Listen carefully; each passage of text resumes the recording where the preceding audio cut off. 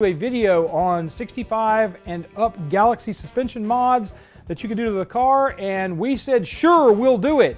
It did take us a little while, I have to admit, but we're here, so you should be happy now.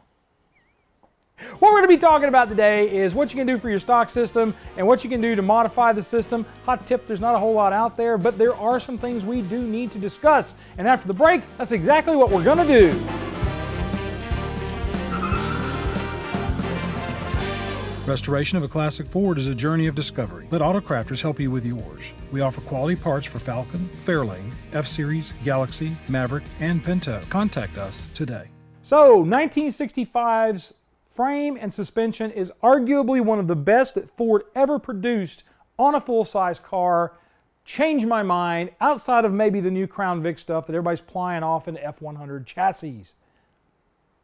Now, the reason I say that is Ford went to an extreme amount of trouble to fix all the woes that they threw in the 1960 or 59 to 64 Galaxies. All the stuff that was wrong with those, they bumped out the car and just changed them completely. The perimeter frame on that car is actually a full boxed frame, unlike the earlier ones, which is just a U-channel frame. They made sure to put gusseting in the high torque locations on it so that it does have chassis flex, but it doesn't have so much chassis flex that it feels like a flexi flyer going down the road. Something that a lot of guys don't realize in this game is the fact that you do need some amount of chassis flex in your car. If you don't have chassis flex and you make everything super tight and super stiff, trust me, torque will find a way to show you exactly where you missed something, because that's exactly where the cracks are going to form. A little bit of chassis deformation is not a bad thing unless you're drag racing, and you still want a little bit of chassis deformation, you just don't want a ton. So, Ford made sure that it had good setups for that. The front suspension on this thing is absolute magic. It is well set up, well thought out. When the car goes into a dive braking situation, the suspension actually travels back a little bit to keep your front end tighter and tighter as it goes in. It's actually probably, I guess, adding a little bit of caster as you're under hard braking or even hard cornering. I like that about the 65 on up chassis. And I'm going to tell you guys with the 63, 64 sitting there thinking, I'll just buy a 65 and do the chassis from it on my car. It's not going to work. Ford did actually really literally change everything on there. Everything. So you have that, and then also you have something called anti-squat on the back of the car. And the cool thing about the anti-squat is that basically they did away with the rear leaf springs completely. They went in and put trailing arms and coil springs in there, and then they put a short control arm on the top and also a panhard bar across the back of the axle. This led to a really good suspension that, quite frankly, NASCAR used for racing. Basically a form of it. Not exactly that. In other words, they weren't buying them off the showroom floor and running them out on the NASCAR track, but it was pretty close. They had it going on. Now, what Ford called all this was the liquid satin. I have no idea what liquid satin is. Sounds like something that a guy that was on peyote came up with in the back part of a Tijuana taxi ride, but I don't know. I mean, that's the best I can do. They literally called it liquid satin. But it makes for a really good performance suspension. And what I'm going to talk about right now is how you can make your stock suspension perform even better. Because Ford wasn't big on sway bars back in the day, and it shows when you get in a 65 Galaxie and try to go around a corner. So what would I do for a stock car? Now, what I'm going to talk about now is a car that's going to be street driven mostly. I tell you this all the time, go for your 90% when you're building a car. Don't go for what your 5% is. You'll be miserable driving that thing on a daily basis. So what I'm going to outline here is my prescription for a good, solid performing daily driver. First thing I'm going to do is I'm going to contact the guys at Eaton Detroit Spring and get a GT spring from them. You want something with a little bit more coil rate than you would get from a stock spring on a Galaxie. Talk to the guys over there, tell them what you're wanting to do with the car, and they will literally spec out a spring for you that will be absolutely perfect for what you want to do. Inside of those springs, I'm going to put a set of non-gas or called oil shocks. Oil shocks are going to be your better bet because that's what these cars ran back in the day. And with these oil shocks, if you want to spend a little bit more money, you can get a double adjustable shock that will let you control damping and rebound on the shock and make things a little bit better on that. Check to make sure on the Galaxie if they have the correct shocks for them. I saw them available. That doesn't mean that you can get them for a 65 Galaxie, but I'm almost positive you can. Now, when I say 65 Galaxie, I'm talking 65 all the way up to probably 68. Next thing I would do is I would just call the guys at Auto Krafters, grab up a set of their control arm bushings on everything, new ball joints, new inner and outer tie rod ends, check spec your steering box and make sure it's in good condition. The nice thing about Ford is in 1965, they went to an integral power steering box. So they got away from the slave cylinder stuff on those cars.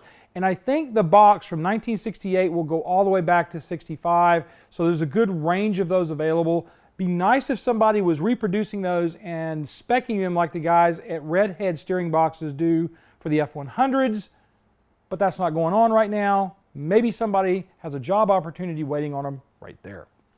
Another thing you'll want to do is to put a set of sway bars on there. Now the guys at Hotchkis offer a 1 1/4 front sway bar and a 1-inch rear bar. I do recommend doing that. It will make the car handle a lot better in the corners than it does in a stock factory bar situation. If you don't want to do that, you can always go in and just add a set of urethane bushings to the stock sway bars in the front and the end links on the front, and then just not do a rear bar. But again, that really depends on what your 90% on your car is. Now, as far as brakes, I would just go with what the guys at Auto Krafters sell, only because it is an absolutely complete kit. It has everything you need in the box to put the disc brakes on there and go for a drive.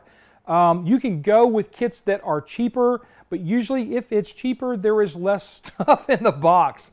So you need to keep that in your mind. If you can buy a $700 brake kit, but it may not have backing plates, it may not have all the components that you need to drop that system in your Galaxie. So I would go with their brakes, and I'm going to talk to you now about why I don't necessarily think that a rear disc brake kit is for everybody with a Galaxie. So if you want to go park with the cool kids at the car show or the cruise in and have the disc brakes in the front and the disc brakes in the back, that's wonderful. You can do that. It's a free country.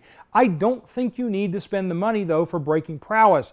On the street, a drum brake kit is going to do every bit as much good for you as a rear disc kit will do, and more, because the kind of stopping you're going to do, the drums actually have a better surface area. They just heat up quicker. And that's why drums became such a problem on the road course, because it just held on to all that heat. It didn't get rid of it. If you're just doing stop and go braking in town, drum brakes are going to perform every bit as good or better as long as they're in good condition. We've shown you in past videos how to make sure that's the case.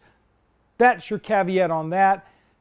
Go with your 90%. If you're going to be street driving, don't worry about the rear disc brake kit. I don't even think you need it. Your bigger money would be spent on shock absorbers and rear and front sway bars. That's just my opinion. All right, now we're going to talk about aftermarket. If you're really going to go all out on your Galaxie, there's a couple of different ways you can go with that. One of those ways is to go with something from the guys at Hotchkis. They offer a full-on, full-tilt boogie, everything you need, front suspension for those cars with shock absorbers et al. You have everything in the box, kind of like what I was talking about with the disc brake kit from the guys at Auto Krafters. You have a box with all the parts you need to make the front end and the back end of the car right. Good bushings with box tubing for the rear trailing arms.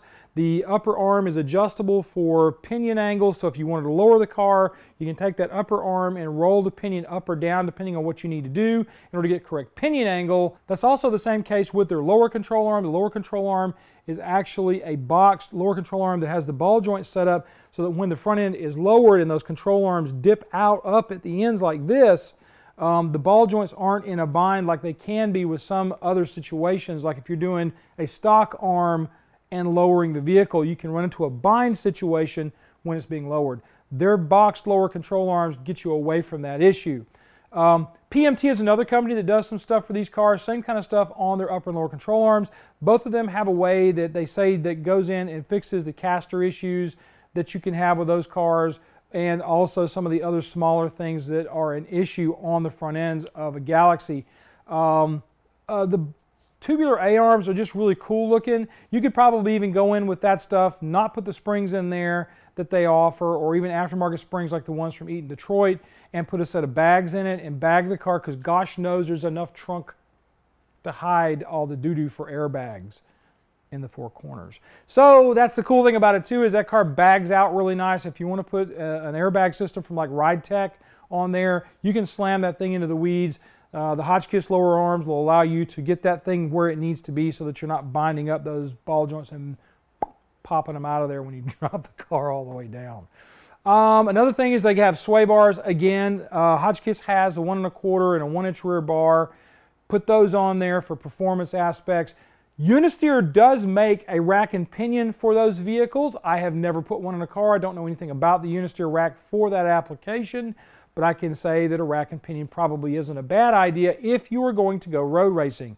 On the street, for street high performance, I would say probably stick with the box. Go with a set of Willwood brakes, because Willwood makes everything from a standard stock a 10 or 11-inch rotor all the way up to a 14-inch rotor that will fill up any kind of wheel you want to put on a Galaxie. Rear disc brakes, same thing. I would go with a set of Willwoods. I always go same on my brakes if I at all possibly can, because if you go same, you've got the same lookout back that you have in the front, same manufacturer, so you can go and get parts from them, and it's pretty easy.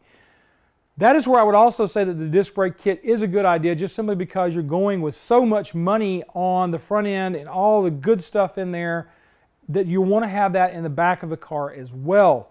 So that's my take on that part of it. Now, what I'm going to talk about now is, now what floored me honestly was that there is stuff out there for the 65 to 68 and on up Galaxies, because quite frankly, it's not as popular as the 63 to 64 cars as far as people putting them together and making really killer builds out of them. I'm not saying I don't like them. I'm not saying they're not popular cars in their own right. What I'm saying is in the level of popularity from like Mustang going on down, the 65 on up Galaxies do not pull the kind of weight in the aftermarket that the Mustang does. So the fact that Hotchkis has a really complete suspension system for them is pretty amazing to me. The fact that PMT also has suspension components, you know, tubular control arms and lower control arms like that, really blew my mind. I was really expecting to not find a lot available in the aftermarket for these cars. The fact that Unisteer has a rack and pinion for them is pretty amazing to me.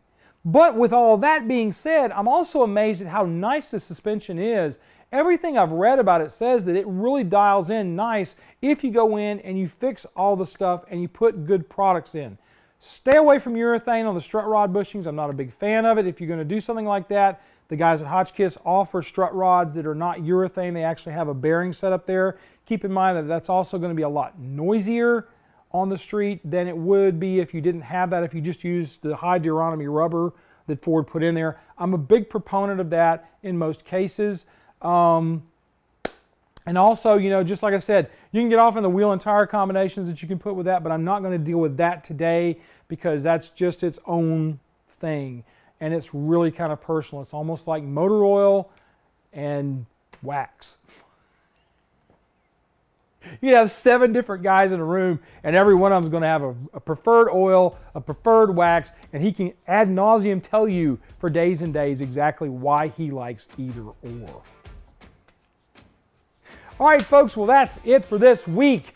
Thanks for stopping by. Got some big news for you guys. Andrew Medlin, our AD, is going to be coming on as a part-time employee because of our guys on Patreon. And because they have done that, we are going to be starting to do videos that are Patreon-only videos. We're only going to be putting up for those guys to watch. You can relax. We're not going to stop doing Manic, Mechanic, and Autorestomod. This is an addition that we're going to be adding to it because we have been able to bring Andrew on board as a part-time employee. So the picture you're seeing of Andrew right here, that's what I'm bringing on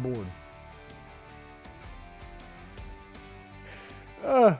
Young people and old people working together. I'm not sure how this is going to go. All right, folks, go out and subscribe to the channel.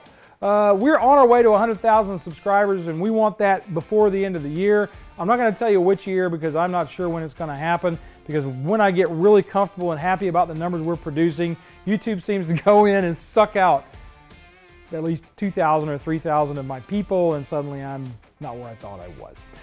When you do the subscription though, go in and click that bell for notification. If you don't click the bell, you're never going to be notified about everything we do here on the shows, both Autorestomod and Manic Mechanic. And the last thing I'll tell you is, folks, be kind to each other, be nice to each other, love on each other. You guys have a great week and we'll see you on down the road. Next, we're going to probably start working on the Ranchero because I'm just out of things to talk about.